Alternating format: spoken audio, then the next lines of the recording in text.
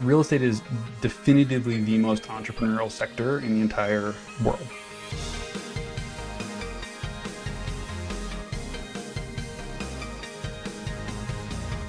Hey, everybody, and welcome back to Housing Insiders, the podcast for founders, builders, lenders, and regulators, and anyone who believes that everyone should be well housed. I'm Jonathan Lawless. And I'm Jeremy Potter. On Housing Insiders, we're hosting the conversations you won't hear anywhere else about how to make housing more innovative and attainable. And we're really proud again this year to partner with Built Rewards to bring you these smart conversations. If you have an idea for a guest or a show, or especially if you're interested in sponsoring an episode this year, please email us at podcast@thehousinginsiders.com.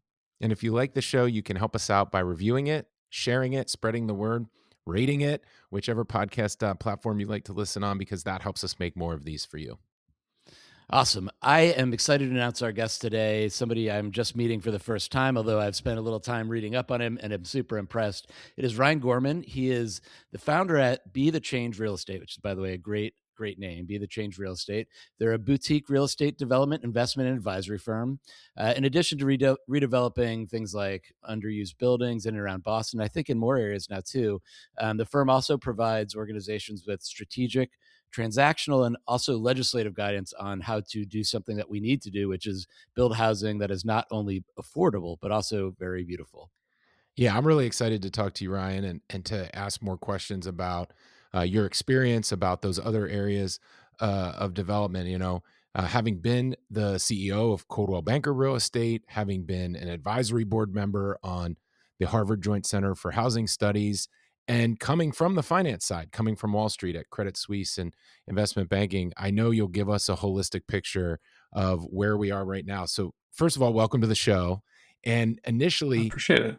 Tell us, why make the change? Why be the change? What led to you moving from, what we just heard about to launching the exciting and interesting boutique real estate development that we'll get into? Well, thanks, guys. Appreciate you joining. We had talked before the show about lowering expectations, and that intro did not accomplish that task. So just a little real-time feedback. On the btcRE, my partner, Brian Amortino, he actually teaches at Harvard, does a bunch of stuff. He's a wonderful person, but also just like one of my best friends in the world. Known each other for 30 years, always wanted to start something together. So we actually started that, I want to say like 15 years ago or so. So in terms of why we started it, it was really his journey more than mine. I mean, he is just a brilliant dude, graduated like perfect grades, undergrad and then grad school. He likes to say he carried me through undergrad as well, which I would dispute if it were not true. And then he went off and worked at Blackstone and Basswood, a bunch of other stuff, made a bunch of money, and then tried to sort of give back, working at an organization for teachers, and then decided, I think I want to go back into government, help the world. So I went to Harvard's Kennedy School, and did some internships in government. And it was like, wow, I like a slower pace than Wall Street, but I'm not sure I like this slow of a pace. And so he thought, what's the intersection of kind of helping the world and still moving at a little bit faster clip? And it was kind of real estate, right? He viewed those kind of the intersection of the two. So he got into that, and then we started a firm together while I was still working. So he really laid the groundwork for it. But the concept of Be the Change was on the commercial side, especially. We just saw tons of places that were in need of some TLC. We love really hard problems. So if anyone ever tells us like, oh, that building's cool, but you can never buy from that guy, he's like, the world's biggest jerk, I'm like, let me at him. Like that's a challenge for us, right? Or the capital structure's broken, or it's kind of a brownfield site or something. That's what we really like to do, and bring those back. And then we, one of the first deals we tried to do, it was unsuccessful, but we were trying to buy this big building off of Verizon, and we went into the community, and it was a heavily immigrant dominated community. A lot of the stores didn't have any exterior signing in English, and we went and talked to some folks in the community. So look, if we buy that thing, the buildings between the train and that building don't have any English signing, but we'd love to bring in, lease that place up to some startups and whatnot, and they're going to have people getting off the train every day, walking down the street. Like, could we just pay for some signage on your buildings that would bring in new people to your stores? And they were like, we're highly skeptical of you people. Like, what are you doing? I'm a developer coming in here and offering to give us something for free. Like, no way. My parents told me about people like you. And then they realized we were for real, and they were very supportive of what we were doing. And they'd go and tell other people, hey, whatever these guys want to do, love to do it. So very long answer to a very short question for why we founded the thing, but we love doing it. It's different than other people that we've seen anyway, have tried to do it. As far as why I went full time a few years ago, well, it got awkward to stay after I got fired. So, I bounced over to btcRE and started doing that full time and lit up the residential side of the business. So we were all commercial, a bunch of startups for MIT, Media Lab spinouts and stuff, and then launched the residential side. So we'll deliver our first 100+ units. Well, I wish I could give you a date. I've been wrong on every date so far. If you want to talk development, we're going to talk about timelines, but hopefully first half of next year. That's amazing. Can you give me a little bit more of a sort of a tactical sense of like what exactly you're doing? So you are redeveloping existing buildings, but can you give me some examples of kind of what falls into the type of work that you're doing? Sure. The very first one we did on the commercial side was a 100 and some odd year old slaughterhouse that was in disrepair and had been fairly neglected by the former owner who'd owned it for decades.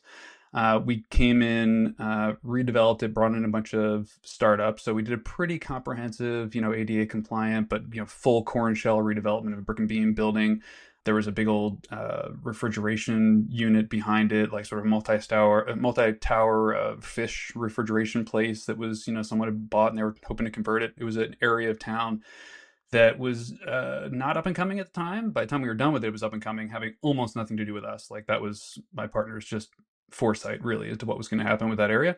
But we brought in startups and we kind of underwrote them like we would underwrite a venture capital investment. We're both sort of bent that way and inclined toward that and sort of savvy in that sort of space. So we underwrote them in ways that others wouldn't. And then when they said things like, "Hey, we need massive tenant improvements," so for those of you who don't do a lot of commercial build out, you put in TIs, right? So you might tell someone like, "Hey, lease is $20 a foot, but we're willing to invest $50 a foot in addition to that if you're willing to rent it for 37 and a half or something like that, depending upon the lease term." And for a startup, that's huge because a lot of these guys needed real capital equipment, specialized ventilation equipment for some of the technologies that they were developing, and no one would give them the money, right? So, and this is back before money was free for a little while, right? So people actually needed to do some underwriting. So we would underwrite them and give them a chance, and we almost never got burned. I just liquidated a bioreactor last week, so I say almost never. I used to be able to say never, but now we got burned once. But we'd underwrite these guys as though if we would invest in them, and then we did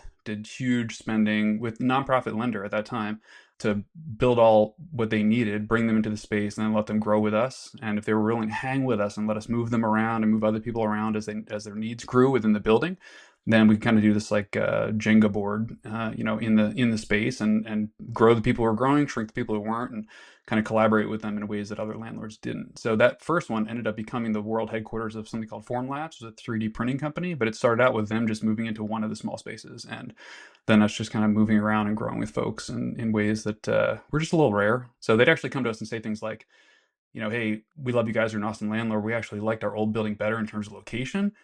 Can you buy it from a foreign landlord and then do this business to it and give it the btcRE treatment?" And then we move in there with our friends. And so one of the buildings that we have now, all of them are along the Charles River now, almost all.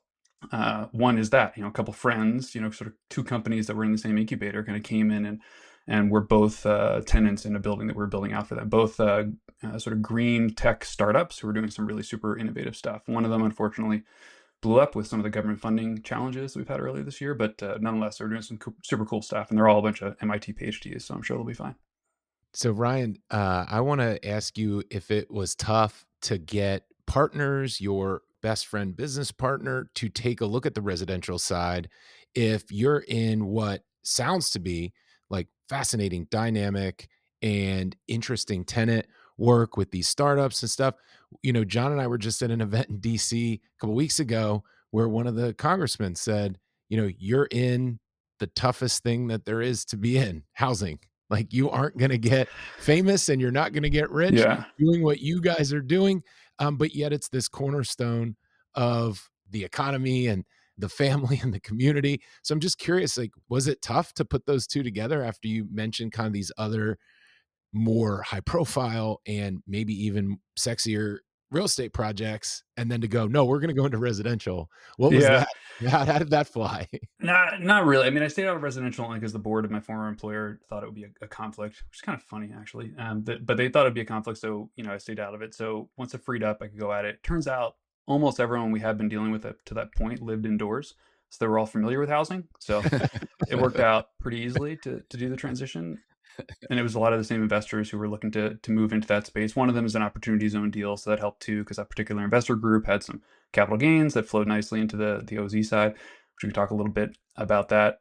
But housing in general, I mean, it's funny that legislator said that it's like the hardest thing, and it is. I agree, it's the hardest thing. But it's the hardest thing because we keep making it so damn hard. I mean, it has nothing to do with it. Like these guys that we sponsor coming into these buildings, they're actually trying to like do things that molecules have never done before to create like reactions at the chemical level that have never existed so that they can change the world for the better. And they're doing it, which is amazing. Meanwhile, we're like, man, housing's really hard because like when we, layer on regulations to make it impossible to build anything affordably, it's really hard to build affordably. I mean, imagine a scientist looking at you like, I think maybe if you just stop beating yourself, you'll feel better.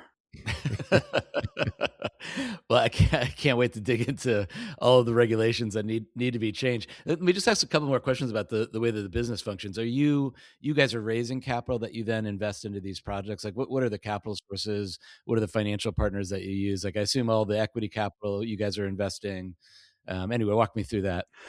Yeah, so it's pretty much all on the equity side, high net worth investors. So for those playing along at home, if you're doing a development, especially like buying something and redeveloping it, generally speaking, you're raising, call it 40% of what you need in equity and 60% in debt. But you need a lot. That's just to purchase the building. You need a lot more money than that to actually do the renovations and then to build like one of our structures up in New Hampshire. It's an old paintbrush factory that's been converted over into 50 different sort of small workspaces, like industrial style workspaces. But there's a 4-story residential structure that's being cantilevered on a mass timber design above the structure itself, which all sounds awesome. The folks who came up with this are fantastic, great partners at Lincoln Group. They're just amazing, and they're super passionate about this.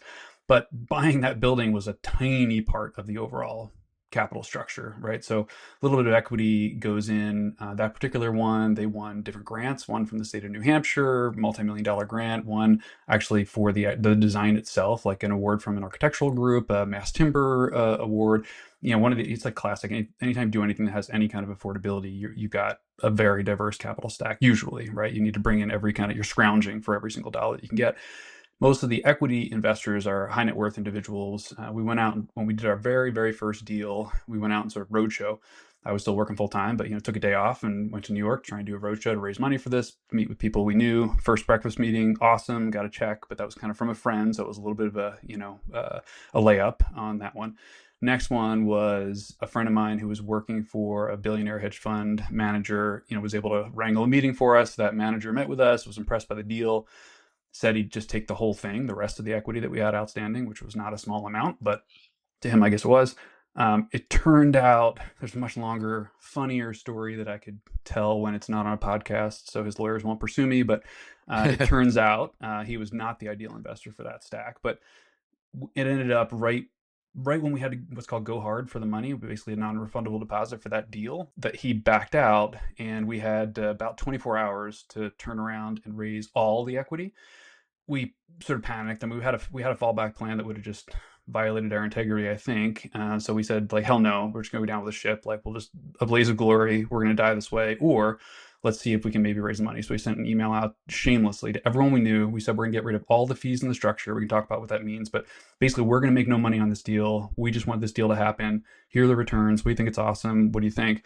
And it was like George Bailey at the end of This a Wonderful Life, or It's a Wonderful Life, right? I mean, the money just started pouring in, and people were like, we're here for you, man, whatever it takes. Here's 10 grand, 25 grand, 50 grand. And then one person reached out and said, I have a friend. I won't say his name. He's a super great guy, so it'd be a huge compliment, but I didn't ask him first, so I won't say it. But so I have a friend who could probably take a pretty big piece of this. Let me see if he's willing to meet with you. We did a meeting. He was awesome, and he's a really impressive dude who's grown a number of businesses. And he said, I'll come in for the rest of what you need, but only if you let me invest in your next 3 deals also, and I can join your advisory board. Which we then Wow. had to create an advisory board and then say yes to him immediately and said, like, let me just get this straight. You want to give us money, but also free advice? Like, let's talk this over. I'm not really sure. Yeah. Let's play hardball. But it was awesome. And that totally changed the game for us. And he's been in every deal since, and he's brought other players with him. So for the most part, it's high net worth individuals coming into those different projects. Though lots of small players too, we found. And you work, so you're doing the financing side, and then you mentioned architectural firms. Like, do you have design engineering on staff, or do you bring them in as the project needs it, or how does that Now part of we it we work? bring them in. So classic sort of development, right? Like if you ever meet a developer who introduces you to their team, it's rarely their employees, right? It's usually kind of a virtual team, some pulled together for various projects. But it took us a while of cycling through different players. All of them great, actually. No one really was bad at what they did, but the team didn't necessarily gel for years. Of the core group is construction managers, architects, and property managers for the most part. So getting the three players who are kind of like big enough to bring expertise from more sophisticated projects to you, but not so big that you're a rounding error and they don't really pay attention to you, but also entrepreneurial enough and think what you're doing is cool enough that they're really like they're willing to like geek out with you and be totally engaged. And we're total geeks. Like my partner, I mean, he writes white papers for Harvard on things like inclusionary zoning and stuff. I mean, he's a total nerd, right? So people who are willing to nerd out with us and find it to be cool that like we're building this one area of Waltham, Massachusetts. It used to be called the Chemistry. It was like the some of the first kind of chemical industry agglomerations in the entire country was there. And now we're bringing that back, essentially, that those kinds of like, but the most advanced type of chemical companies to that same area. And our architects, STA Architects is one of our the groups we work with, and they just think it's a super cool thing. Like they're looking up stuff in like land records from 120 years ago and showing us like old plats and like drawings from the first chemical companies that were there on their own time. They're just like doing this kind of research. So once you find your people, like you got a real kind of kinship with them, then I think you can do almost anything. And we've had some very hard situations. Like as a developer, you're bankrupt like 300 days of the year, and then you just hope you can fill up the other 65 with like non-bankrupt status. That's kind of the way everything flies. And right now I'd say on our projects, we've got one that, could completely implode. The others we've been piecing back together throughout the year. And I think we're in pretty good shape across the portfolio, which is like, if you have a decent portfolio as a developer, and somebody says like everything's cooking on all cylinders, like you're just not paying attention. You're definitely near death somewhere. You just don't know about. Can you talk a little bit more about how some of those projects after the first one were presented as the opportunity, either came into your orbit, came into your radar? Like, what is it like after you do the first one? Is it geography? Is it network? How does some of the happenstance? How does some of those come together? I mean, one of the cool, so real estate, I'm telling you guys what you already know, but for the audience, real estate is definitively the most entrepreneurial sector in the entire world. So I know people think that's technology. It's absolutely definitively not technology. Technology is dominated by, for the most part, large companies, right? Real estate is dominated by the tiniest companies in the world, right? The people, individuals oftentimes are key players in the real estate side. Almost all of them are kind of commission based or kind of eat what they kill. And so once you do something and you got some success, people come out of the woodwork and find you on like, hey, if you like that, how would you like to do these things? And they start pitching you everything. And everything sounds good, right? Because no one's showing up and saying, let me tell you all what's wrong with this project before we really go down the road. Like, so you end up developing a sense pretty quickly, or getting burned, and that's how you develop a sense of sort of like what's good and what bad, who are the right partners, etc. But people will pitch you anything and everything because they didn't really know. In real estate, I used to live in Palo Alto as a technology investment banker, and in New York, if back then, this is 25 years ago, if you walked into I don't know, like a Ferrari dealership with like, jeans and flip flops and a t-shirt, they'd be like, get the hell out of here, man.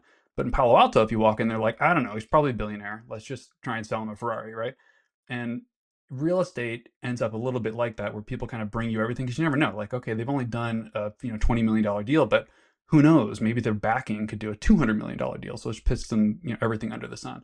So I think staying focused was kind of the biggest key for us. So we developed a theme for btcRE projects, which was kind of large enough to be meaningful, but mostly not on anyone else's radar. Hard enough to weed out anyone who's not serious. Usually like capital stack issues and personality issues, the kind of thing we really have to kind of work through and fight through to get to the other side. A little bit of brownfield stuff, nothing super complicated. I don't think we've ever bought anything that didn't have a phase one that wasn't like 800 pages long, right? Which is on the environmental side. So, willingness to work through that stuff and hire the right people, the right environmental consultants and whatnot. And if it didn't really fit that buy box, then we said no really, really quickly. And one of the things we developed a reputation for was people brought us stuff, we would give them very quick answers, which they really appreciated, right? Because other people kind of really drag it out for a long period of time. Not with malintent, just like it just takes a while to figure it out, right? And we were just really, really focused. So if it fit our box, we would move quickly. If it didn't, we wouldn't. And that really helped. So we could do more. We could go broader. Residential was an expansion. I think we did it imperfectly, frankly, in terms of the expansion, but like we're, savvier today than we were a few years ago. And when we say yes or no now, we're all that much more confident. Yeah, say more about the residential thing.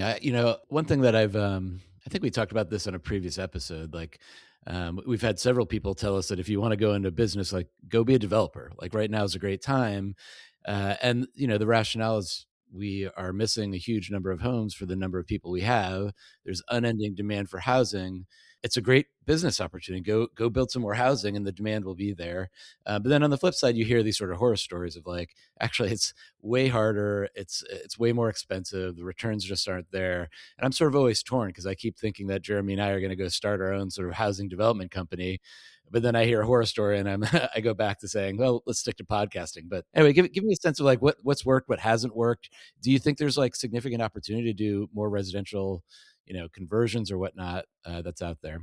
It's hard to answer that question. So there is significant additional opportunity, but if you're thinking about very classic, like the easiest thing to get financed, I mean, everything's a little harder now, but the easiest thing in general to get financed would be a multifamily podium style apartment building, right? So you're going to put 100 apartments onto an acre and a half lot that is large enough and has the egress needed for parking, for instance. Like, you can get that financed, but if you can get it financed, then that means either you've done the work to get it, maybe not permitted, but you've done the work to get the variances you need to be able to move forward, or the person from whom you're buying it has. So they show up and they say, hey, this site is approved for 100 units, on-site parking, et cetera. Like, we've already done the work. And then it's fully priced in. So someone's already doing the math, not on like, what does an acre and a half go for in this area, but rather, what do 100 units go for in land cost basis, right? So then when you step in to buy it, it's already priced. There is money to be made on that trade, but it's the seller, not the buyer, who's making that money, right? So then you have to somehow be able to finance it very efficiently, kind of come in and be able to develop on a, maybe like a, I don't know, 5.75 return on cost basis or something, and be able to finance it even cheaper than that. And so you end up looking at margins because you're going to banks, right? So we use all regional banks. You can do CMBS and a bunch of other things, but if you're going to a regional bank, which we prefer, because when it hits the fan, you really want to be able to go and sit down and talk to a human being who really has the power to help, which I've did last week twice. Like, it's a lot of stuff's hitting the fan, right? So we're having a lot of conversations, and if you're going to them, they're going to tell you what their cost basis is going to be, what the money is going to cost you. And that's going to be priced into the deal. So is there money made in that? 100%. But all the money is to be made in two places. One, on the trade. So the seller, who's held on to it for 6 generations, selling to you because it's a high tide moment, or at least it was recently. And then 2, if you have a high degree of certainty in execution of delivery on that build, which means probably that you either are a construction manager, or you have construction managers on staff, or you have a really great relationship with a construction manager who's willing to go out and sort of buy out the project, like be able to cut deals with vendors, subcontractors of materials and labor that are favorable enough to the project that you have a high degree of confidence that you can actually execute. Because that's where you get in a really bad way, right? So when the tariffs earlier this year, we were doing things like paying attention to, did the steel leave Quebec yet? Because the tariff goes into effect like at 12:01 p.m. on Tuesday, and if that shipment wasn't laden by a certain, like, that's the kind of stuff that you get in. Now that's abnormal. The tariff stuff that took place this year is obviously abnormal, but it is not abnormal for things to happen that dramatically change your ability to get labor.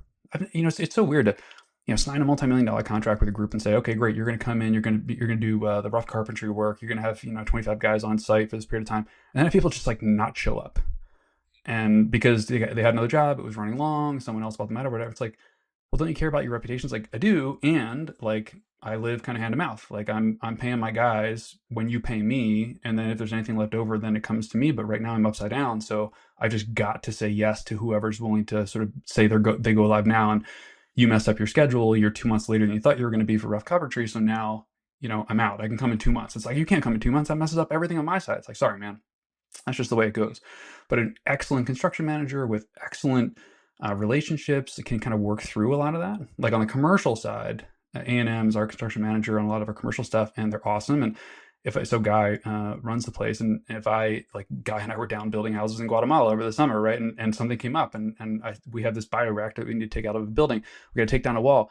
And he just says to me, hey man, no problem. I'm going to get one of my guys to come over and sit that site for you when they have to remove that bioreactor, just so we make sure nothing gets screwed up. And don't worry, I'm not going to charge you for anything for it. I'm just going to make sure the building doesn't get screwed up for you. Like, that's the kind of relationship that you can count on when you've done 12 projects together, when, tens of millions of dollars have flowed between your two firms, and you're kind of money good to one another. And not only you're good people, but you're going to take care of one another when something happens. When we had a litigation claim through that relationship not too long, like, when that kind of stuff happens, you got each other's backs, then you can really call that in.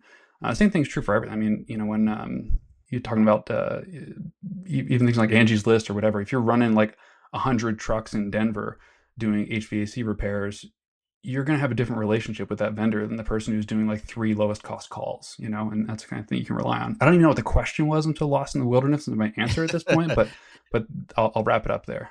No, I think you answered it. I keep thinking about this idea of why is it so hard to build, versus investing and doing other types of startup work. And I think your answer just really kind of laid it out very nicely, which is, I mean, we struggle with labor, we struggle with rules and regulations that make it hard. Our supply chains aren't the best in this country. And so why can't we build anything? It's just a confluence of all these things.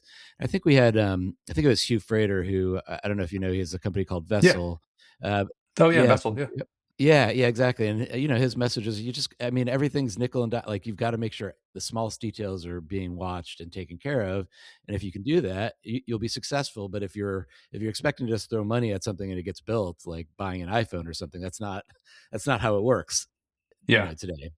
It's a different animal. And Hugh and Neil and the group over at Vessel, like, they are, I don't think they would mind me saying this, they're completely neurotically obsessed with operating costs, right? So like, even like the metal they choose for the floor that is between the two units that are technically exterior facing, like, they've gone through the work. And of course, Neil's managed lots of, like, I think probably over 10,000 units in his lifetime, so he understands what it costs to manage those things. And that kind of focus on the nickels and the dimes of management during the construction phase, like, nobody does that. Almost nobody does that, because we've separated it's sort of like originator and servicer, right? We've separated it out so much that the group that's building is not the group that's owning, which is not the group that's managing, which is not the, so they're building with a mentality that is fairly rare, right? Where they're really taking into account the operating costs, the long-term operating costs of what they're building, and they're hoping that that's going to generate a market for them, right? Where people who are long-term owners say, all right, well, now I'm going to try and buy from people who care about my long-term operating costs, and I'm going to try and vet that on the front end. And I think it's a good, promising model. I mean, I wish more people cared. So based on your experience on the commercial side and what you just said about how you can see across how some of these other different companies are looking at it, how Neil's looking at it, you've mentioned delivering 100 units. Have you developed a thesis on the type of unit or style of units that you're looking at, single family versus like a duplex or a 2 to 4 family style versus a multifamily, in how you want to approach that from a btcRE perspective, even before we get to like what's needed in the world just for you? Are you starting to think through that, or is it more opportunistic as things come up in these relationships or come in front of you? How are you starting Yeah. to approach that? Tons of thinking, and yet it's opportunistic, right? I mean, basically what gets built is what gets banked, right? So what you can finance is what you're able to build. And if you do anything too novel, then you need much more equity and a lower debt stack, right? So banks they're just not willing. I mean, some are. Like, we worked with a nonprofit lender, our very, very first deal, and they were willing to take a flyer on us because that was their whole ethos. They were formed with insurance company money under a sort of CRA, header, and they were trying to get people into the business. And their whole goal was like, we hope you outgrow us. Like, we're gonna help you do your first deal, and then maybe your second deal, but then hopefully you're bankable by others. And that was awesome. That was fantastic. That's rare. And generally speaking, banks will not kind of play ball like that. I mean, maybe on some CRA deals, maybe if it gets good headlines, and nothing against them, like, they're trying to not lose money, right? So that's just, I understand it, but it takes a lot more equity and grant money to do things that are truly novel. So we're building what we can bank right now. We took down a duplex and putting up 46 stories, 46 units, 46 stories. That'd be something. But it's a half acre and putting up 46 units on that. And that's great. That's gentle density. It's relatively close to a whole lot of bus lines, walkable to lots of jobs. It's the kind of thing we like to do. So it fits the ethos, but If you really ask me what I would love to do, it's more like there's a town called Salem City down where I used to live in South Jersey, and it's a really cool place, super historic city, 400-year-old, history there. The cool, like the AME Black Church was founded. One of the first founding churches was in Salem. There were three, and that was one of them. Like history goes way, way, way back. It's an awesome place, incredibly walkable for about 10,000 people, and it's got a population that's about half that size right now. Single family homes, but they're relatively, close together. That's the kind of place that I think could do what I would love to do, which I call MVP housing. I pitched this to lots of different cities. I had one city here in New Jersey that actually said yes to it, but then it fell apart because unfortunately someone who was sponsoring it passed away. But the concept being, usually cities want ribbon cuttings. They show up and they say, hey, we would love these single family homes or townhomes with like a stone facade and parking underneath. And it's like, okay, cool, man. The average income in your market is $18,000 a year, and you want me to build a $600,000 townhome. Like, not sure who that's for. I guess you think maybe people come into this community, they might, but they're not going to spend money in your shops. They're not going to, go to the grocery store that's around the corner, or that's really more of a bodega than a grocery store. They're not going to get their hair cut in town. They're not going to, go to the tax accountant on the corner. Like, they've got their people from somewhere else. They're going to stop by here for a little while because it's cheaper. Like, some of the cities in Essex County outside New York, like, okay, this is cheaper than Brooklyn, and I'll buy here for a little while on my way to Maplewood or Montclair, where I'm ultimately going to, set down roots. Like, it's really tough to see cities designed for transients. Essentially, it's what they're doing. So instead I say, I'm not going to do that, but if you're game and play ball, I'll try and deliver an MVP house, which is a single, it can be townhome, but generally speaking, single family detached structure. I made this all up, by the way, so don't think like, oh, I got to look this up. There's nowhere to look it up. But the general structure is a building envelope that is large enough to support 3 bedroom, 2 bathroom, but the structure being such that 2 beds are up top, and you've got space for 2 bathrooms, and then downstairs you could. So it's basically I just build the building envelope, and I will deliver full kitchen, 1 full bath, and 1 bedroom. Everything else will be a rough shell with MEPs, so mechanical, electrical, plumbing, run, such that the envelope can house an internal ADU underneath that's already pre-approved by the city with full plans handed to the homeowner. They and a few buddies could come over and finish it off. The idea being, you take someone who was a renter, you make them a homeowner, but they're only buying a 1 bedroom, 1 bathroom unit that has a shell that can accommodate far more, right? So you get the CO, you get the certificate of occupancy based on just 1 bedroom, 1 bathroom. They can build the rest out over a series of weekends, years, whatever it takes them. Hell, I'm not handy at all. My wife's extremely handy, but I've done this. Like, I have done gut renovation, rip it down to the studs and put it all back together again. I don't live in that place anymore, thank God, but someone else lives there and it hasn't fallen down yet, right? So if I can do it, anybody can do it. Then you can build that out. It might even be neighbors helping neighbors. You can build that out. Eventually, when you build out the sort of 2 bedrooms for yourself, maybe the other half bath, you can move downstairs and start building out that ADU structure with just 1 bedroom, 1 bathroom, studio style, right, downstairs. So you take someone who's a renter, they're able to step into home ownership at a reduced rate. So instead of $600,000, they can step in at maybe like $225,000, $235,000 for that 1 bedroom, 1 bath. By the time they're done their handiwork and they've invested maybe another like $50,000 in hard costs and all the rest just sweat, they're actually not just a homeowner, but they're a landlord. They've got another unit downstairs that they can lease out to actually pay their property taxes. They've gone from renter to homeowner to landlord, and they're from this community. They grew up here, they live here, they are one of those people who's a household that is the $18,000, $25,000, $35,000 a year household. They did need down payment assistance, so there's a DPA loan. There's maybe a local bank doing some CRA stuff on the mortgage side. But you fast forward 10 years, when their kids are looking at colleges, they actually have not just home ownership with equity, but they are a landlord who's using income from downstairs to offset the cost. Not only is that like just a beautiful story, imagine living in that ADU. It is naturally affordable. There's no deed restriction. It doesn't require any kind of government intervention or government subsidy, maybe beyond the initial DPA for the initial buy-in. But they're always going to have hot water, and they're never going to have rats or roaches because their landlord lives upstairs, and they don't want cold water or rats or roaches either, right? So it's not some institution 3,000 miles away they're sending a check to. It's not a property manager who comes and goes. Like, anyway, I tell this story, and people fall in love with the story, and they're like, yeah, but it violates basically every one of our rules that we have. And it's like, great, let's talk about your rules, your stupid, stupid, stupid rules, and let's figure out if we can get to a better place. Yeah, I love that because I was going to ask, what's been the biggest obstacle? So when you did talk to that one town in New Jersey, or as you have this conversation, is there maybe the one or the top three? What are the stupid rules that are still in our way? Parking is the biggest one. We want housing for our cars, not our people, apparently. So like no one wants to go walk down a block and tell people like, I know you have to circle the block 5 times now to park. And that really, like, there's nothing that drives you more crazy. And you come to town hall and you brought it up to me for the last 4 years, but I'm going to allow more housing in this neighborhood, probably just the same amount of housing that was here in 1935, by the way, not even like more, actually, just replacing sort of what was here.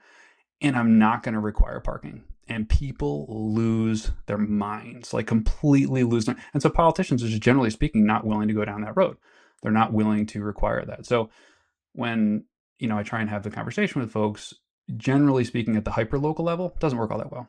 At the state level or the county level, it works a little better, right? So you're a little more removed. Like the people who are going to scream are not going to scream at you; they're going to scream at other people who then scream at you, right? So like one level of removal sometimes is helpful. So state preemption, I'm a huge fan of state preemption, and I usually frame it as, for one side of the aisle, it's all about housing affordability, right? You tell them the story, they understand how adding parking can add $40,000 to $100,000 worth of cost per unit, and how unaffordable that makes things, and how it's really biased toward people who already have enough money for a car and insurance and everything else. And they're like, all right, I love that story, great, you have me sold. On the other side, you talk about property rights. Like, do you realize that sometime around the 1950s or 1960s, someone silently, snuck onto your property and stole your property rights from you and didn't tell you why and didn't compensate you for it? I'm going to give those back to you, right? So I'm going to give you back the right to be able to construct on your property what is not a nuisance to your neighbor, is not an impediment to any of those around you, and just gives you the value that you already had or you thought you had when you purchased the land in the first place. And they're like, yeah, absolutely, damn right, property rights, man. Like, so both groups actually want the same outcome. It's just oftentimes pitched to them very differently, right? And you see these. You go to, I was in Chapel Hill a few years ago, and like the the what was pending in front of the city at the time was increasing density, right, and allowing greater density on existing single family lots.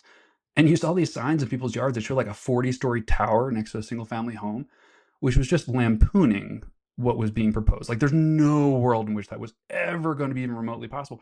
But you see enough of those signs, you believe it, right? You sit down, you talk to someone about it, and they're like, no, I'm totally against this. It's like, yeah, right. Like, you should absolutely not be able to build that mother-in-law suite. 100%. Like, I'm so, no, wait, what do you mean? I can build a mother-in-law suite. Oh, no, you can't actually. No, it's, wait, what, I mean, what do you mean by mother-in-law? You mean mother-in-law, like just sleeping down the hallway from you, right? No, that's a little too close for comfort. And she's gonna have her own space, little kitchenette. Okay, yeah, no, that's totally illegal. But those guys at City Hall, like, that's what they're trying to do, is make that legal for you. So, but you want to know, maybe you should go down there and tell them that you're going to flip your vote, because they thought literally it's for a 40-story tower being proposed for the backyard, which is obviously insane. Built Rewards is a payment platform for housing that rewards members in their home and neighborhood. Built is the payment platform for over 5 million units because Built provides incredible value to residents and to property owners and managers that use it. Properties using Built have seen reduced turnover, increased usage of electronic payments, and fewer missed payments. And with our latest resident loyalty program, Built is changing the way that property managers can reward good behavior. Managers can assign rewards and benefits to tenants for a variety of activities like early lease renewal. If you're interested in learning more, go to alliance.builtrewards.com. I mean, this is an argument that we've talked about on the show numerous times. We had Mike Kinsella on from Up for Growth, and the whole YIMBY versus NIMBY thing. And honestly, I'm torn by it. I'm curious to get your thoughts on this, though. Like, I thought you articulated the NIMBY position very well, because I too hate driving around my own block to find a parking spot. And a lot of times those complaints are well founded. I don't know what I guess I feel like I'm a little torn. Like, if you're going to put a bunch of units in without parking, then you are going to create more painful parking searches for the existing residents. So, and usurping that by going to the state just doesn't feel, I don't know, it just doesn't make me optimistic that that'll be something that'll scale, I Yeah, I guess. mean, fortunately, it is happening, right? So it's happened for the most part. Washington, Oregon, California, Vermont, Minnesota, even now Montana, and like, so there's a lot of places where it is happening because people kind of get it, and because also that particular circumstance isn't the most the most common, right? So there are people who live in communities that are dense enough for that to happen. It sounds like you experience that on a regular basis, but that's actually the minority of the population that's experiencing that. But it's very loud, vocal minority in certain municipalities, right? So you just kind of can't have the conversation. So it's really a trade-off. Like there's no free lunch, right? There's no one showing up and saying like, hey, I got the solution to silver bullet. Everyone wants it, right? Road to housing and every other legislation has tons of good ideas. None of them are silver bullets, right? They're going to handle like 1/2 of 1% of the problem, which is great. We need all of them. We need to remove chassis from, HUD homes, all kinds of things we need to do. But this is about picking your poison.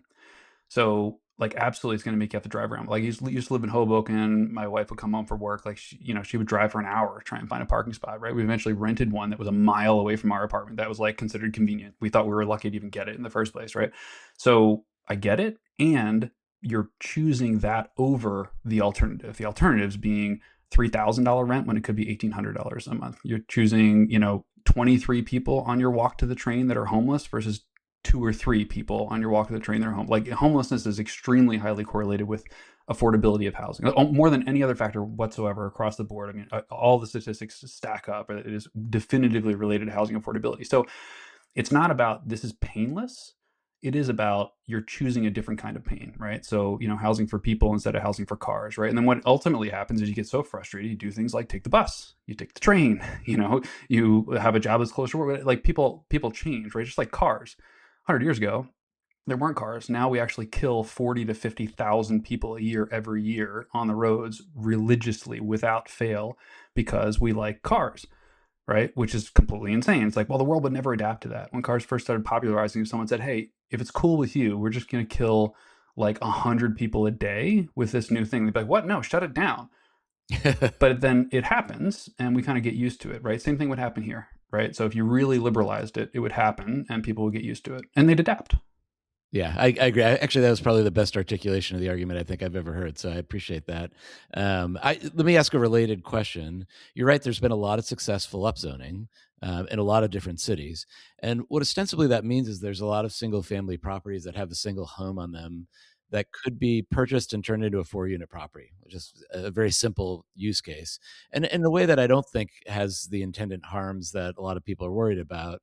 Are those opportunities that you're seeing more of? Like, how do we take advantage of that? Minneapolis, now you can do it anywhere, but like now people are saying, well, it's going to take 400 years because the home has to turn over and somebody's got to take it and change it. But like, I just keep thinking like your home's suddenly worth a lot more for somebody to come in, buy it and turn it into a 4-unit property. So kind of curious if that's an opportunity that you guys are looking at. It's one of the most interesting things. So we do a lot of nonprofit consulting, legislative consulting. So we're looking at it through that angle. We're not personally looking to buy, single family homes and put, 2 or 3 on it. If we can buy a single family home and put, 40 maybe on it, but that's a different story, right? That's in a very different location and usually surrounded by similar structures. Like the one we're putting 46 units is next to a church parking lot. Like it's around the corner from some very large buildings. It's morphed over time. But some of the folks that are doing the really, really good work of showing people the value of their properties, they're doing 2 things. So when you propose this legislation, people think, oh, this is going to gentrify. Everyone's going to be priced out because everything's going to become so expensive. And there's an aspect of that that's true. The land becomes much more valuable. The units become cheaper, right? So, a single family home that could be purchased for $500,000, it ends up getting sold for $600,000 because 2 homes can be on it, but then 2 homes are constructed and each one is sold for $400,000, right? So you actually do then have units that are $400,000 as opposed to the $500,000 original, even though the actual land and total structure value increased. What we're looking at and trying to help people connect the dots on is some of these groups that are oftentimes profit motivated, for-profit entities that are doing the work in advance, like the developer work I mentioned earlier when you said, hey, why can't you guys just start being a developer tomorrow? And you can, but someone's got to actually entitle that property to make sure that you can make the money off of it. So for instance, California, there's a group called Build Casa, right? So one of the things they do is actually like map properties and show people, but they can do it for their own book or they can do it for individuals, show people like, hey, here's what's actually possible on your property today as of right. So really crucial word, as of right, with new legislation says you don't have to go and get the variance. You don't have to get the entitlements. You don't have to go to the city and do anything. You actually have the right today because of legislation recently passed to construct 2, 3, 4, sometimes 10 units on property that currently is 1 unit. So educate the seller. They're currently a homeowner. They don't know they're a seller, right? But someday they're going to sell. Educate them on here's what's possible for your unit. You do that for 20 units or for 20 homes on a street. one or two of them, maybe not right away, but over the next few years, are going to sell and are going to include that information in the listing, and maybe even just sell to someone who's specifically interested in their property because of what can be constructed on it. That is the big unlock. That's the scalable thing to do, right? If every single person in the entire state of California got something in their mailbox that said, hey, we're really smart, we got some capable models and AI, and we know what's possible on your property. Here is a visual rendering of what is possible right now with no additional approvals on your property today. If that showed up in everyone's mailbox, that would light up. And it kind of is, right? I mean, they built over 100,000 ADUs since the fourth round of ADU legislation for permissioning was passed in California, and that can easily become over 1 million units with more of that kind of work. So there's huge potential in that, I think. And it's happening in Minneapolis, it's happening in Montana, and other places where you need that sort of intermediary who can do it at scale, who's not afraid, who's not like totally intimidated by the insane process that is the entitlement and variance process. And it really is like, it's scary and it's sad and it's expensive and it requires lawyers and architects and a bunch of other stuff that just average people just don't have that kind of, time, capacity, resources, whatever. So other organizations can come in and scale that kind of opportunity for them. And that's what the real unlock is, I think. Yeah, and there's a blueprint for it. I mean, you just described what the solar community did, frankly, There is you go. when you look at a map of how solar gets in a neighborhood, you can actually track the first house and see the concentric circles from that house of how it gets sold out from there. So there's already a blueprint on how to do that. You start with the one and then you sell through the neighborhood. Absolutely. And to me, that's the real unlock. Like, while there's no silver bullet, I think the thing that comes closer to it is democratizing the solution as much as you've democratized the problem. Like, you layered on these restrictions across every property in the entire country, just about, 80 to 90% in most areas. If every single one of them you said, hey, we're changing nothing about this except we're just allowing an internal ADU, right? So we're not going to require we're not going to require a different fire rating for the walls to be able to put in a kitchenette. It's going to be very, very simple for you to create an internal ADU, not external, internal ADU, and we're not going to require additional parking. That's it. That's the only rule. Like, so basically nothing changes in the exterior of the property. You drive down the street, you will see literally no difference whatsoever, except maybe more kids playing out front, right? Once this thing passes and it lights up across the country. That to me is the biggest, the closest to a silver bullet that we can possibly come up with, because we actually don't even have a shortage of bedrooms. We just have a shortage of units. So privacy is pricey, right? We are basically saying, like, if everyone wants their own kitchen and with no access from people who they don't really know very well or not related to, then we're going to have a homelessness problem, or we can change our rules. Can you say a little bit more about one thing, which is I want to dig into how we de-risk the concern about someone working on their own house. I hear you saying, like, if you give people a white box solution, meaning a built out house to a certain minimum standard and let them do the work on top of it, we can almost have history repeat itself because that's how housing developed 100 years ago. And so we're just trying to tap back into that. But there are so many modern fears. And to your point about rules, there's so many rules on codes on rules that everyone gets nervous about somebody working on their own house with their family. And I feel like it gets, well, I don't know. I'll ask you, does it get the proper amount of focus? What is the risk there? And why aren't we doing more of that, helping people do more of that? I mean, it's suddenly become pretty cool actually to learn how to do things, like real things in the real world, right? Not just like Bitcoin trading, but actually, like, swing a hammer. So, YouTube universities educating a lot of people. People are getting more interested in the trades, and I think they absolutely should. I mean, we could all go on for a long time about why the trades are so valuable, and it's so weird that we've created this like massively expensive filter in higher education for employers when, it's just bankrupting people. But anyway, I think it's become cool to pay attention to actually the built environment and be able to learn how to do things yourself, which is awesome. A lot of us don't know how to do those things. I grew up doing that kind of stuff with my father. He was as handy as I am, which is to say, we mostly just lit things on fire and then hired people to fix them, but we still like learned, like we did the work to learn how to actually do the things. And we'd bring in people who knew how to do it better, like my grandfather, who could do that. In terms of the intimidation factor, necessity is a very powerful force. So it is very intimidating, but if you tell someone like, hey, you didn't think homeownership was possible for you, I'm going to give you a warm shell. You and some buddies and, YouTube and your friends at Home Depot can work over the next, 40 weekends to kind of build this thing out. I guarantee you everyone will find a way. They will all find a way to be able to finish that off. But you can also like decrease the intimidation factor by saying, I'm going to take care of the MEPs. I'm going to make sure I'm placing electrical boxes in the right places. I'm going to already run the plumbing. So all the stuff that could really burn you and go really, really badly, I'm going to take care of that. You're going to be working on flooring and walls and interior componentry that is like, you could mess it up and nobody notices. It maybe has a visual impairment, but doesn't have a functional impairment, right? So we're going to sort of like limit some of the finishes to be able to, allow you to do that. My second house was in Cherry Hill, New Jersey. It was a post-war community, and it was all these Cape Cods, kind of along the lines of what you were just talking about, right? So it was 800 square foot capes.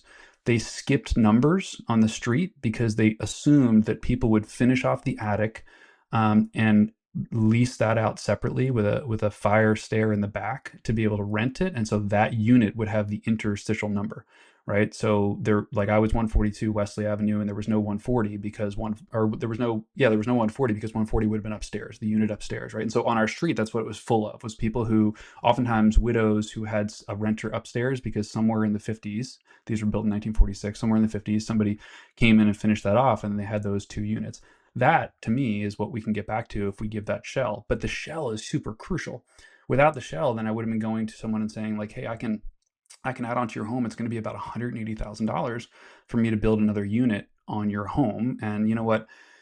It's only like 210 for me to make it 2 bedrooms and a little bit nicer, et cetera. And like, if you're going to do the work, you may as well. Now suddenly I've created a unit that is actually not naturally affordable, but I was forced there because of how expensive it was, because no one did the work going in to say, let's build the warm shell so that it can accommodate an additional interior unit. And I think that would be very, very helpful for that. But at the same time, like, if you go to Heights, like I do, Urban Land Institute has a program we can kind of go into schools and teach real estate development and whatnot. And I do that, and like, kids light up, man. Like, because it's tangible. It's so like they can actually see it and feel it and be like, oh, I could do, like, I understand that. I know why I like the places that I like now a little bit better. I could go and be involved in that, and I could actually make that happen. That's why real estate's so entrepreneurial. Of course, when a home costs $80,000 to buy, it's a little different than when a home costs $450,000 to buy, right? So people who are willing to swing a hammer are priced out, and you really need a lot more scale to be able to do a lot more developments to be able to make your money back. But it isn't beyond us to return to that. There's no need for half acre and acre zoning, right? I mean, we can do 40 units on an acre. We can get back to interior ADU pre-approvals. We can get back to the way we always did things. It's so weird, like, we're so frustrated, like, why, it was so much cheaper when I was a kid. And it's like, yeah, we just did everything we could possibly think of to make it more expensive, and somehow it's pricier. Like, yeah, we're perplexed too. Yeah.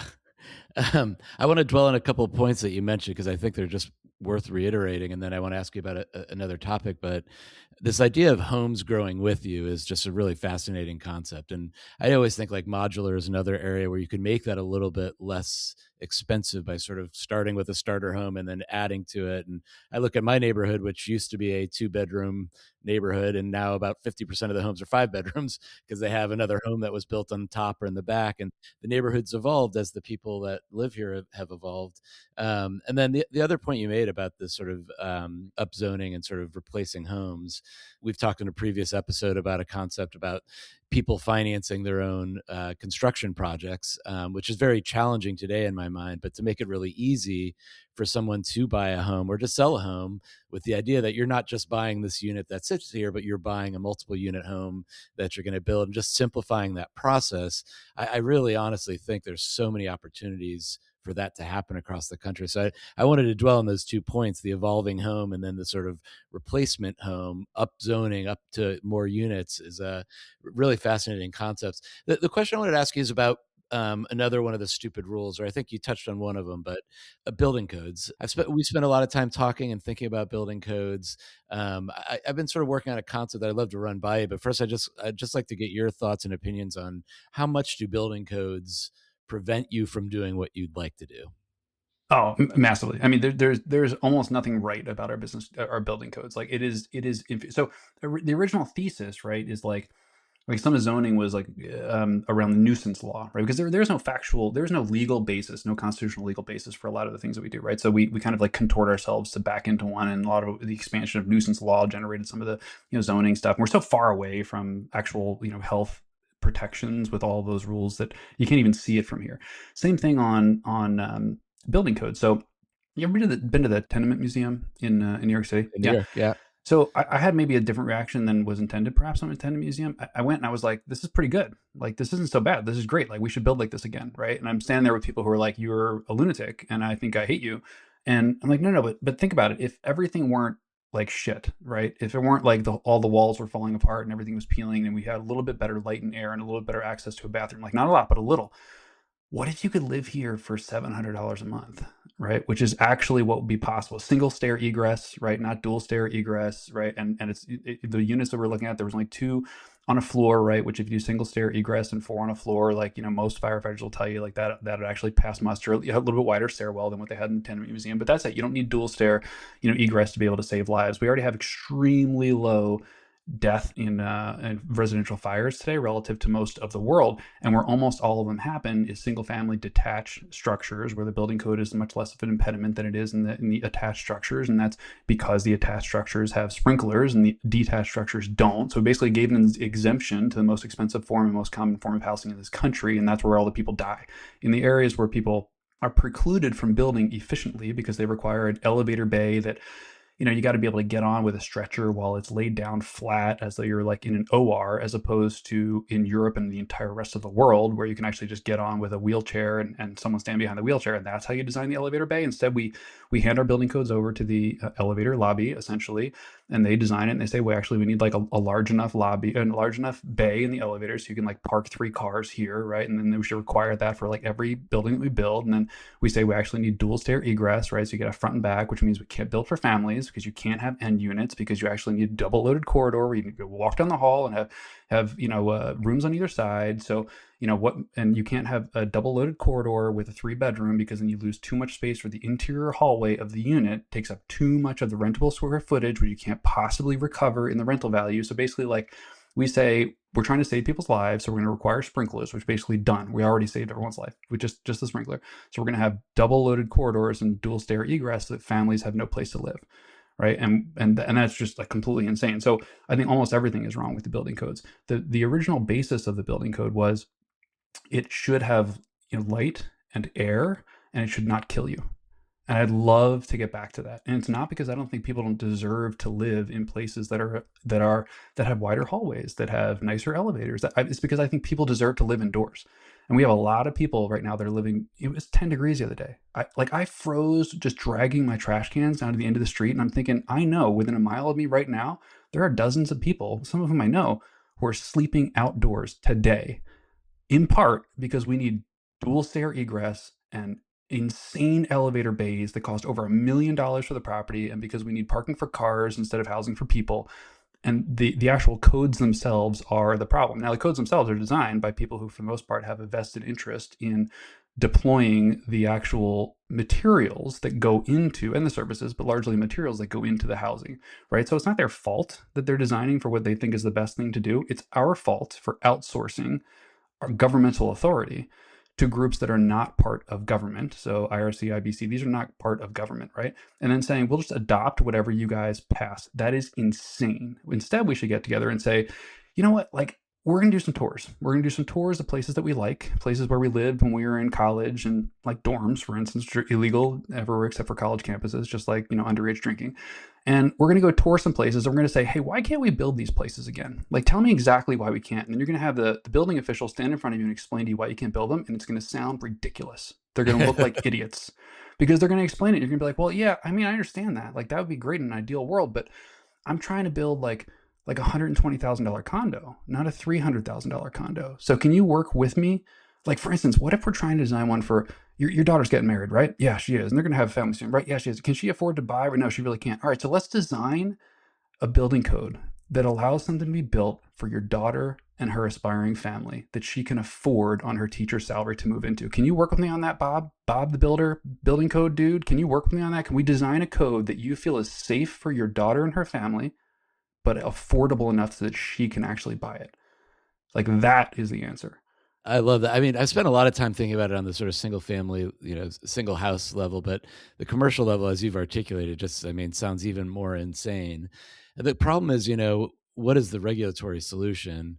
The only thing I've come up with is kind of a zany idea. using the Commerce Clause of the Constitution, which is if I build and manufacture a unit in Pennsylvania and I ship it to New Jersey, and let me say I build 10 of these things that can connect, but New Jersey, for some reason, has a different rule than Pennsylvania does, so I can no longer send it to New Jersey. Well, I should be able to sue New Jersey because they are effectively violating the Commerce Clause of the Constitution. And that's the only way. And like, if you make that a common thing for industrialized construction, shipping across state line, you could sort of have a judicial solution. But outside of that, I think you're just sort of left with a congressional solution, which is like Congress has got to decide that we can have a national code like so many other countries do. And that would be a huge unlock for housing. I mean, look, if you're running, like, I'll donate to your campaign, but it's really hard on the federal side. So I'm glad you introduced the Commerce Clause. Like, not many podcasts get into the Commerce Clause, so like, kudos, that's awesome, I love it. But since we're there, that's what essentially enables HUD homes, right? So that's what enabled manufactured homes to get where they're going. Now, I've never heard this. Maybe one of your listeners will tell me why this is the case. I want to remove the chassis requirement as well. So right now, chassis are required to be installed and to remain, and it makes it really hard to build certain layouts and to actually to be able to stack these things. And there's a whole lot of problems with it. But it's there, I think, because the HUD code relies on it for its constitutional support on the Commerce Clause, and the Commerce Clause requires that this manufactured good, cannot just be transported once, but can be transported again in the future, which is why the chassis remains in. I could be wrong about that legal basis for it. Once they remove the chassis, which Road to Housing has it, what Flood is working on and stuff in the House, has some removal of the chassis. Once they remove it, I'm not sure it will be supported by the Commerce Clause, but. Not that I want to give anybody an idea for how to challenge this at the federal level, but I would like to know why that actually there's a legal basis for it. But at the state level, what you're talking about is entirely possible. So state preemption, and right now it's kind of cool, right? Like, I'm not a big fan of the wrecking ball that kind of went through DC with some of the things that took place under Doge. Like, I'm sure there's lots of things that were really good that were done. There's lots of things that were really stupid that were done. But I'd love to bring that wrecking ball to the state level when it comes to building code. Right? And I'm not talking about 40-story towers. Like, that's a whole, you got to get serious about that stuff. I get it. But a 4-plex and 8-plex, let's actually start from scratch. Let's really get with like smart people who really know this stuff, like the back of their hand, and let's have a constitutional convention at the state level for building code. Let's get together and design a single family duplex, triplex, quad, and 4-plex single stair pattern book design. Like, come up with a pattern book and then back into the code. What do we really need for those things? And then challenge me. Like, once we're done, put it up there and say, okay, tell me why I'm wrong about any one of these things. And maybe we are, maybe 2 or 3 things we need to change. But at the state level, you can do exactly what you just outlined, right? And then, let's have state competition. If the states are supposed to be the sort of, R&D facility of the country, if that's how our federalism is supposed to work, let's have New Jersey do it and Pennsylvania not. And let's watch people in New Jersey appreciate all of a sudden housing that's much more affordable than the state next door. And let's watch politicians lose their jobs because they're not moving fast enough in the states that didn't move fast enough. Like, I would love that. I would totally sponsor that. If you guys want to convert this podcast into just, a revival for, a constitutional convention on the building codes, like, I'm here for it. Sounds Amen. good. I mean, We have a rivalry on this podcast of Michigan versus Ohio, so I think we're just going to extend it to the state houses in both. I think those are perfect petri dishes for this, Michigan versus Ohio, and we'll take it from there. Love it. Love it. And that's where that kind of thing should happen. I'll just add one other thing on the Commerce Clause, which is, a famous case that has been argued was about train connectors. So, a state tried to pass a rule saying that only a certain type of train connector would be allowed to the state. Obviously, that's super inconvenient for transportation, and so they overrode that. I struggle to see what the difference is if I build a housing panel that has HVAC, electricity, whatever, that is withstands whatever fire, temperature, wind, whatever is required for that state, and I want to ship it to that state. The fact that they can say no today is just absurd. It's hard for me to understand why that can happen, and I do think, to your point, the chassis removal, I think, is going to be the first domino that's going to start knocking a lot of these over, because I think people are starting to realize that we get very little for it. And yes, there's some entrenched industries, but the amount that we would get by changing this nationally would be immense.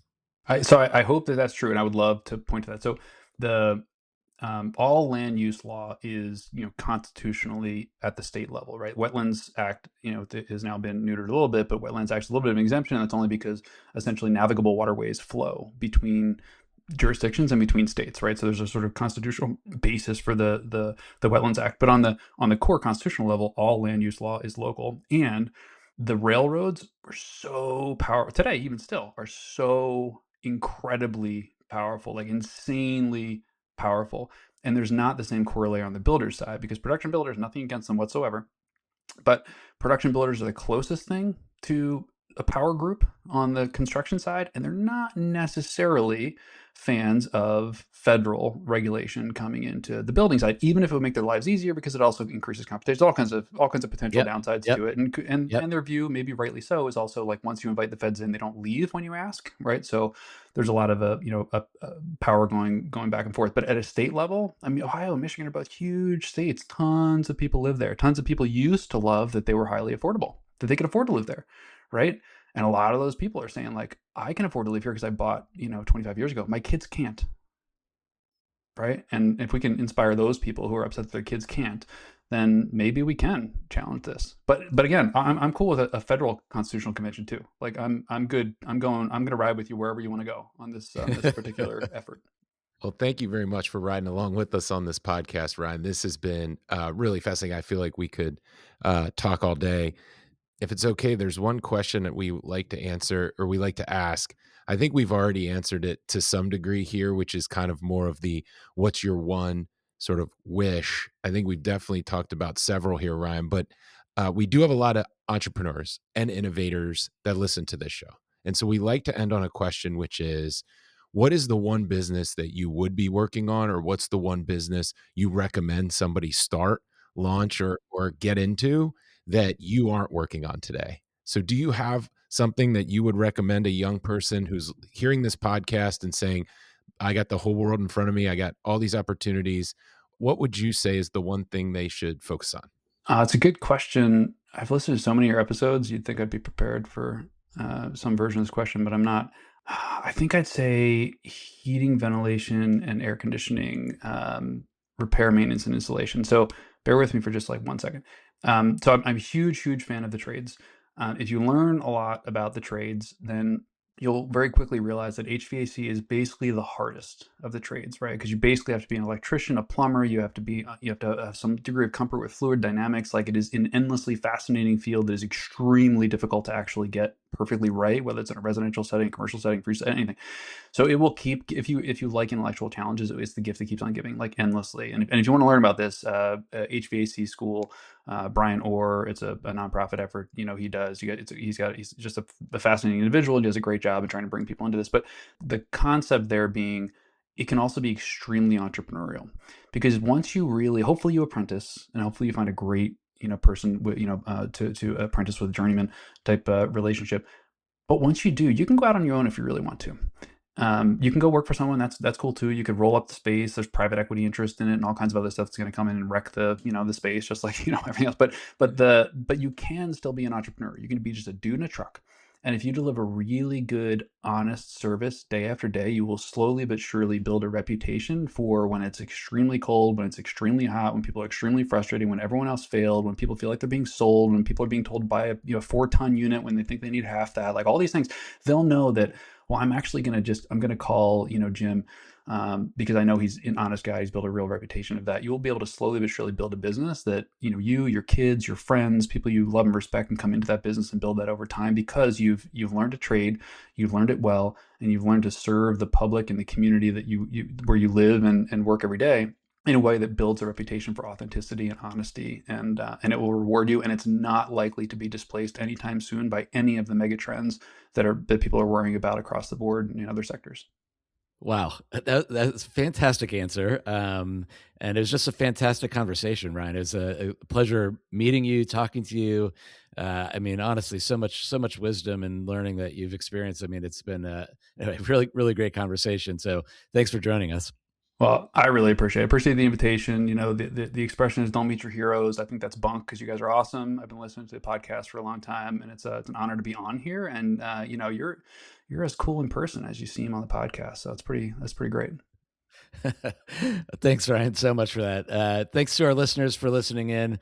Really appreciate it. Of course, we're going to ask you, as usual, please like and subscribe. Share this episode around, because honestly, Ryan shared some really interesting things that I think people need to hear about. So thanks for listening in. Yeah, thank you, as always, to Keenan Chen for the music.